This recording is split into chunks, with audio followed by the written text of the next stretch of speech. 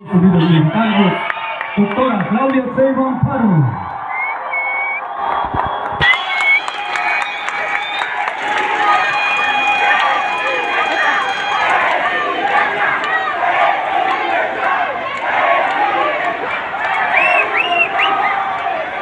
Muchas gracias. Gracias a todas, a todos. A ver, vamos a poner a votación algo.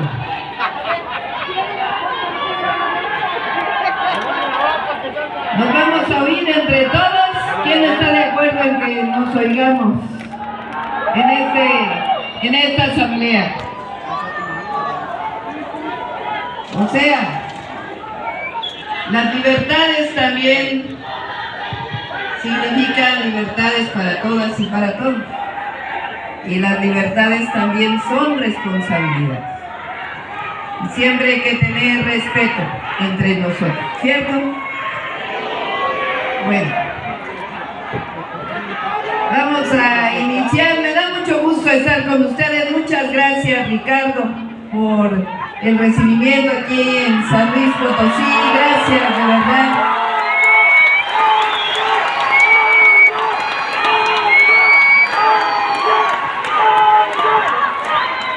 Fíjense que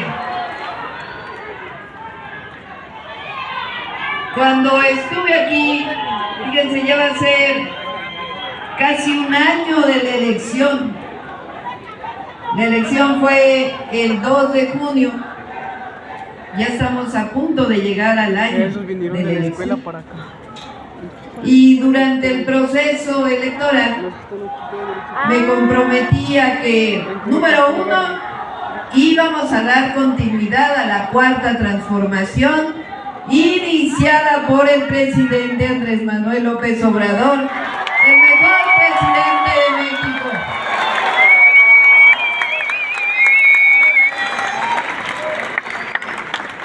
Y también dije que era tiempo de mujeres. Me tocó, gracias al pueblo de México, representar a las mujeres en la presidencia. La primera mujer presidenta. Pero cuando llegué al gobierno, en el discurso en el Congreso, toda la campaña dije que si llegaba a la presidencia no llegaba sola. No era una mujer que llegaba a la presidencia, sino que llegamos todas. Todas las mujeres somos presidentas en este sexenio de la primera mujer presidenta. Todas las mujeres. ¿Qué quiere decir continuidad de la transformación? Porque México, a partir del 2018 tuvo un cambio muy profundo decidido por el pueblo de México. Ese cambio tiene como esencia principios, un pensamiento. A ese pensamiento le llamamos el humanismo mexicano. ¿En qué consiste el humanismo mexicano? Tiene dos pilares: la manera en que gobernamos, lo que pensamos, lo que hacemos los gobiernos de la cuarta transformación. Tienen dos pilares. Un pilar que es el de los pueblos originarios de México. Nosotros tenemos un legado de grandeza. No hay muchos países en el mundo que tengan la historia que tiene México. El legado de los pueblos, las grandes civilizaciones que existían en nuestro territorio mucho antes de que llegaran los españoles. Ese legado de grandeza lo tenemos hoy. No seríamos el pueblo que somos si no es por los pueblos originarios. Ahí radica el humanismo mexicano. Y el otro pilar del humanismo es nuestra historia patria a partir de la independencia. En México, con Miguel Hidalgo y Costilla, que es el primero que se levanta y da el grito de independencia, desde el primer momento en México se luchó durante todas las transformaciones por independencia, pero también por justicia.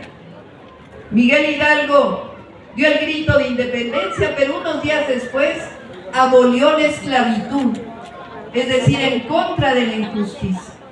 Y eso marcó la historia de México. La independencia, la segunda transformación, la reforma. Al frente Benito Juárez, un indígena zapoteco que llegó a la presidencia de la República. Esa reforma dividió en México la Iglesia del Estado. A ver quién vota porque los compañeros respeten el mitin, la asamblea. Bueno, ahí está la voz del pueblo. Bueno, entonces vamos a dejarlos, respetarlos, pero ya escucharon lo que piensa toda la asamblea. Bueno, con Juárez se separó la Iglesia del Estado. Y entonces vino una invasión, la invasión francesa. Y el pueblo de México y los liberales mexicanos ganaron la segunda independencia de México. Y después la tercera transformación, la Revolución Mexicana, con héroes como Zapata, Villa, Madero, que cambiaron y transformaron la historia de nuestro país. Esa es la base y el fundamento del humanismo mexicano. Y eso es lo que marca la cuarta transformación de la vida pública de México. Bueno, que siga la transformación quiere decir que hay principios de ese humanismo. El primer principio, ustedes lo conocen y lo saben. Por el bien de todos, primero los pobres. Eso es esencia de la transformación. Los gobiernos del pasado, que algunos añoran, los gobiernos del pasado, solamente veían a unos cuantos. Fíjense, esos gobiernos del pasado daban salarios a los maestros en donde el aumento salarial solo era de la inflación. Ahora el aumento salarial del 2012 a la fecha es el doble para las maestras y los maestros de México.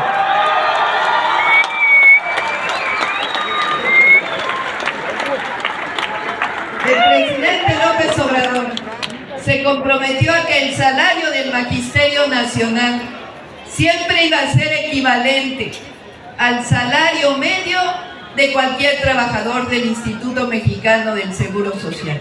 El promedio. Pues este año que dimos 9% de aumento salarial, más 1 en septiembre, va a quedar por encima del salario medio del IMSS.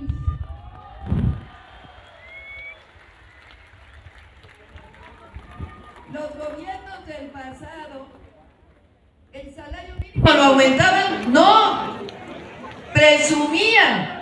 Fíjense que la ventaja competitiva de México era la mano de obra barata.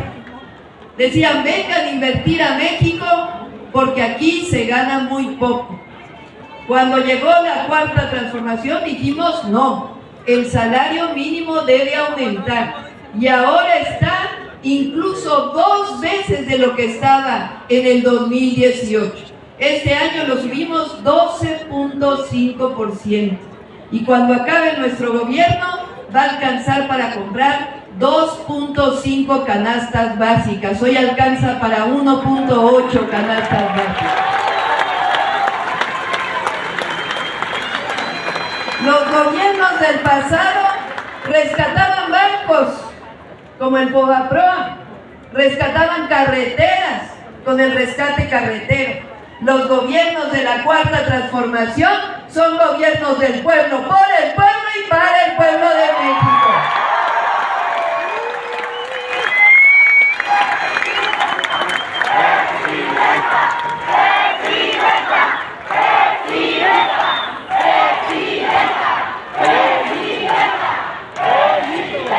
Los gobiernos del pasado solamente pensaban en los de arriba, o dicho de otra forma, un grupo se había apoderado del país. Pero el pueblo de México en 2018 dijo basta, llegó un cambio y nosotros estamos dando continuidad a esa transformación. ¿Qué más quiere decir continuidad? Quiere decir que no puede haber gobierno rico con pueblo pobre, que los gobiernos no deben ser corruptos y que el recurso del pueblo es del pueblo de México.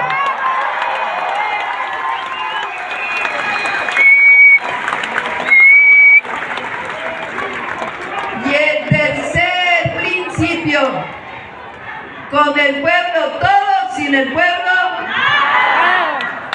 Fíjense lo que va a pasar en una semana, el domingo 1 de junio. ¿Qué va a pasar el domingo 1 de junio?